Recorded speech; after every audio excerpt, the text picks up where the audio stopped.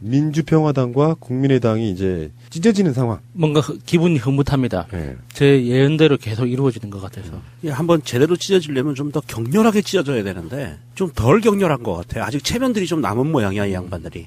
이 정도는 이 정도가 최악이라고 생각해요. 여기보다 더 지저분해지면 사실 보는 사람들이 정치 자체를 싫어하게 될 수도 있기 때문에 이 정도 보고 즐길 수 있는 정도. 이 사람들 재밌구나. 안철수 참 창의적이구나. 뭐 이 정도 선에서 나눠지는 게 가장 좋다고 생각합니다. 전당대회 없는 합당 추진. 이게 전당대회 안 힘들 것 같아. 그러면 전당대회 없애. 뭐 합당만 할 수 있다면 뭐 전당대회쯤이야 뭐. 그러면서 이런 거지 뭐. 우리가 꼭 전당대회를 체육관에서 해야 돼? 그렇지. 온라인에 할 수도 있는 거 아니야? 네. 그렇지. 야, 정말 놀라운 멘탈이시고요. 이것을 욕을 안 먹으려면 애초에 처음부터 국민의당 만들 때부터 당원 당규에 넣었으면 욕 안 먹어요. 전당대회 관련해서 이렇게 할 수 있다. 계속 바꿔가는 방식으로. 그러니까 유승민 의원이 속으로 얼마나 가짜나게 보고 있겠어요. 그렇지. 예. 즐기고는 있지만 예. 안철수 당신도 참 그렇다 이렇게 할 것 같고요. 어쨌건 평화민주당 쪽에는 사실상의 캐스팅 보트를 확보했더만요. 예. 왜 그러냐면은 지역구 국회의원들 지금 한 15석 정도에다가 확실하게 비례대표가 한 3명 정도는 이쪽 편을 들고 있고 아직 결정 못한 것도 있지만 원내 교섭단체는 시간 문제라고 보고 일단 창당을 한 뒤에 문제는 국회에서 각종 표결을 할 때 이제 자유한국당에 남아있는 김연아 같은 역할을 해줄 분들이 미래당에 굉장히 많은 타 보니까 표결 이렇게 되는 거예요. 그러니까 이쪽 분들 입장에서는 그게 뭐 축제 뭐 이렇게 될 수밖에 없는 거죠. 사실 이제 민주평화당이 탈당을 해서 정당을 정확하게 만들고 나서 이 사람들은 그래도 호남을 기반으로 한 사람들이기 때문에 현 정부에 대해서 반대를 위한 반대는 못할 거라고 봐요. 또 더군다나 분당이라는 것을 겪고 나와서 창당을 했잖아요. 그럼 명분이 필요하거든. 그러니까 분당 반대의 명분이 의미 없는 반문재인 연대이기 때문에 그렇죠. 안 한다 이거였거든. 그렇죠. 그래서 본인들의 명분이 필요해서 이 사람들이 당분간은 정부에서 추진하는 것에 민주당에서 추진하는 표결에 굉장히 협조적으로 나올 가능성이 높아요. 그러다 보면 전체 국회의원들을 다 표결에 들어갔다고 봤을 때 이제 완벽하게 다 들어가면 149대 147로 가결될 수 있는 확률이 높아진 거예요. 그러니까 이게 안철수가 뭐 어떤 속마음으로 우리는 다들 이렇게 대통령 욕심에 대통령 병에 걸려서 합당까지 무리하게 추진을 한다고 다들 이렇게 미루어 짐작하고 있지만 결과적으로 봤을 때 이 미래당이 국회 안에서의 존재감이라는 것 측면에서 보면 정말 쓸데없는 짓을 하고 있는 거거든요. 이렇게 합당에 반대하는 사람들이 모여가지고 교섭단체 뭐 만들어지든 교섭단체가 안 되더라도 17석, 18석 정도로 시작하더라도 그 자체만으로도 민평당에 있는 사람들은 기본적으로 민주당을 쳐다보고 있는 사람들이란 말이에요. 그러면 이 여당이 추진하고 있는 정책이나 입법 활동에 대해서 협조했으면 협조했지 지금 뭐 바른당이나 자유당처럼 완전 개꼬장 부리듯이 그렇게 반대는 못 하거든요. 그러니까 안철수는 결과적으로 여당이 협조하고 있는 거예요. 자기 개꼬장을 부리면서 자기 이미지는 쓰레기대로 만들면서 남 좋은 일 시키는 거죠. 결과적으로 그렇다는 예. 거예요. 미래당 창당을 맞이하면서 정말 우리가 이재희 전법의 실효성을 느끼는 건 딱 이거예요. 그러니까 유해를 이용해서 홍준표 치기, 그 국민평화당을 이용해서 미래당 치기, 홍준표를 이용해 또 안철수 치기. 뭐 그런 거지. 홍준표가 페이스북에서 그런 얘기를 합니다. 미래당은 정체성이 민주당에서 내부 총질하다 나온 사람들, 그 다음에 새누리당에서 내부 총질하다 나간 사람들이 만드는 내부 총질 전문당이다. 이런 표현까지 해요. 맞는 말이에요 또. 근데 뭐 홍준표 치는 총질 안 했나요? 그렇지. 박근혜 욕하고 친박들 욕하고 나가라고 하고 뭐 묻은 게 뭐 묻은 거 욕한다고 하는 똑같은 놈들이긴 한데. 그러니까 하도 말을 막 하니까 지가 무슨 말 했는지 기억 못하는 대표적인 인물이죠, 사실 또. 자, 어쨌건 여러분들은 기억을 나중에 어떻게 하실지 모르지만 문재인 대통령 취임 2년 차 가고 있는 2018년에 희대의 역사적 코미디를 하나 좀 우리가 봤다고 생각이 들고요.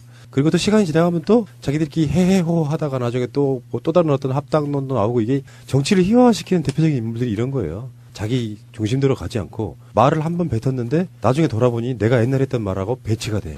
그럼 또 스텝이 꼬이고. 그러니까 묵묵하게 한 길을 간다는 건 정말 어려운 거고요. 그래서 뭔가 정말 당시 문재인 후보나 당대표에게 답답함을 느꼈었지만 그게 결국엔 시간이 지난 뒤에 스텝이 안 꼬이는 최고의 좋은 방법은 그런 게 아니냐. 그걸 또 사람들은 또 어떤 여러 가지 사건에서 전략적 모호성이라고 표현했지만 묵묵히 가는 거에 대한 그 악의적인 표현이었다 이런 생각이 좀 들기도 하고요.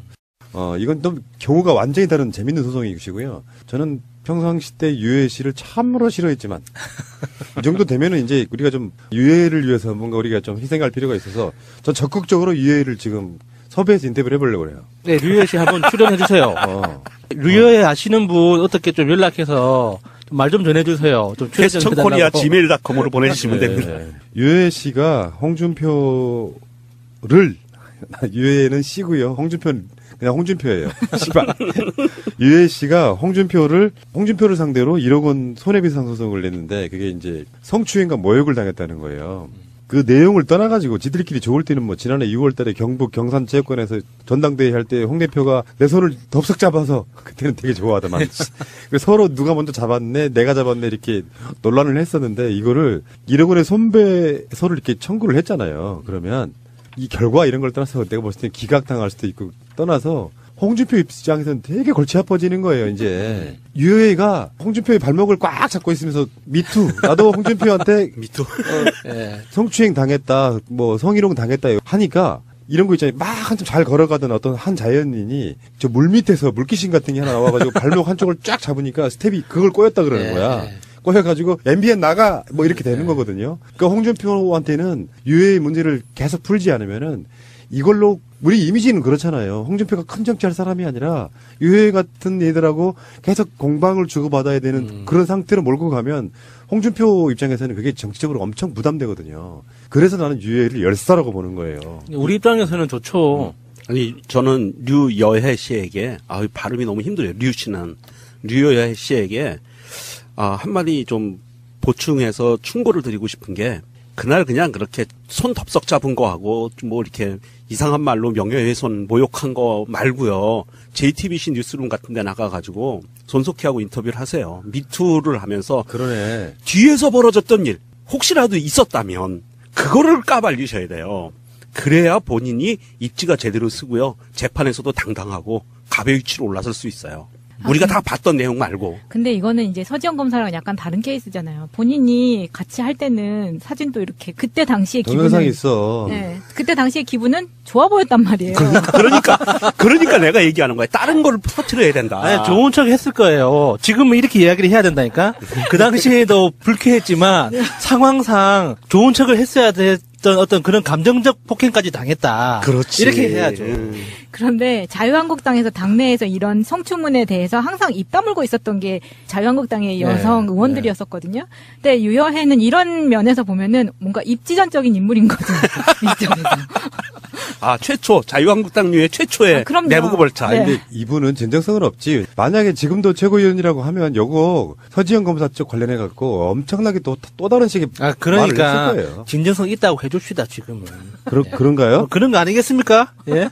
진정성의 상징 우리 유해 열사님 꼭 싸워서 이겨주시기 바라고요. 어쨌건 홍준표가 지금 MBN을 아예 부수도 다 빼버린 상태로 지금 가고 있는 상태고 지금 홍준표는 또 유해한테 소송당했지만 홍준표는 MBN을 상대로 소송을 하고 있는 이 꼬리 물기 소송 이런 게 있거든요.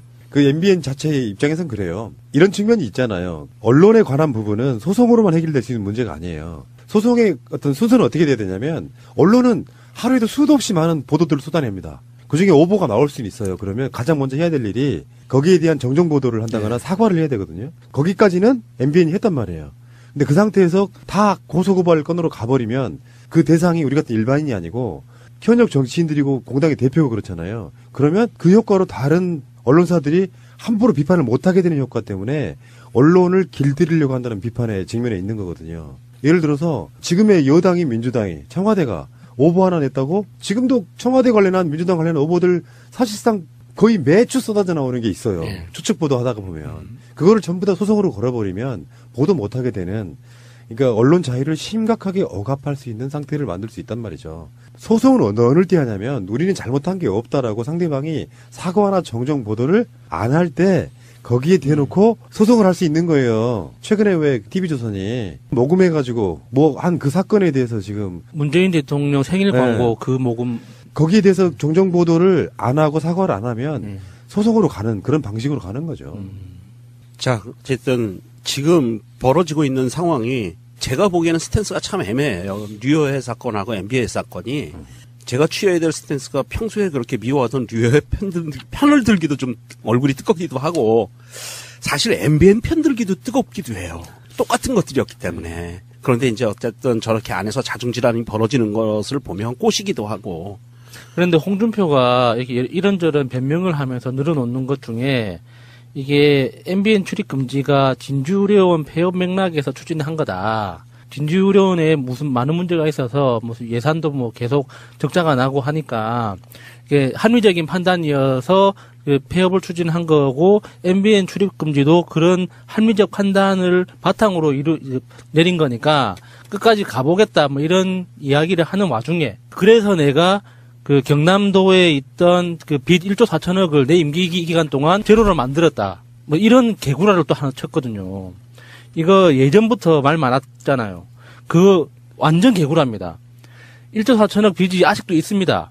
경남도 이름으로 있는 게 아니라 경남도 밑에 있는 각 시, 구 이름으로 분산돼서 장부만 바뀐 거지 그 빚은 그대로 있어요. 그러니까 이 홍준표가 예전에 제천 화재 때 경남도의 지 임기 동안 화재 사건이 없었다고 말했던 그 거짓말이랑 똑같은 거거든요. 아, 그렇게 각 지방자치단체로 빚을 분산시켜서 은닉시켰다? 그렇죠. 뭐 이렇게 분산, 그러니까 이름만 바꾼 거예요. 그 돈을 줘야 회계 되는 계정을 수치를. 바꿨군요. 예. 그거는 그럴 수 있죠. 경남도청에는 채무가 없다 이런 식의 예. 논리를 만들어낸 거고. 이거 부채 은닉 예. 혐의인데. 근데 지금 이게 뭐 진주의료원 폐업해가지고 사실상 1년 안에 40명 돌아가셨거든요. 예. 약자들을 상대로 한 것으로 예산 절감해가지고 채무제로 만들었다고 하는 이 자체는 정말 하지 말아야 될 뜻인 거잖아요. 예. 그래서 무상급식 안 하겠다고 버티면서 그 무상급식 그 비용을 아끼고 이런 세상에 멍청한 짓 SOC 사업 같은 거 안 하면 되는 부분 같은 것들을 그러니까 요거는 뭐 말도 안 되는 거고 이 자체가 홍준표가 얼마나 또라이인지를 그냥 좀 보여주는 문제라고 보고요. 이제 홍준표가 이런 부분이 있는 거죠. 정말 보수 수구층에 계시는 그 나이 드신 분들이 보기에는 참 우리 도지사 추진력 있네 하는 것들이 있잖아요. 거기에 그 추진력을 내가 합당한 형태로 쉴드를 치려면 거기서 끌어들이는 게 사실상 약자인 노조거든요. 노조를 끌어들여서 빨갱이들이 그래서 지금 KBS나 MBC도 노용방송이라고 몰아가는 이유가 홍준표 이런 방식이란 말이에요. 노조들 때문에 못 해먹겠다.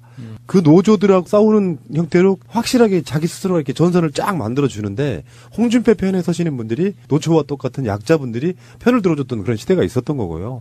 이것도 진주의료원 폐업 맥락에서 추진한다. 정말 얕은 수 있잖아요. 네. 논리적으로 말이 안 되는 소리 이런 개소리라고 있는지 참 이해가 안 가고요.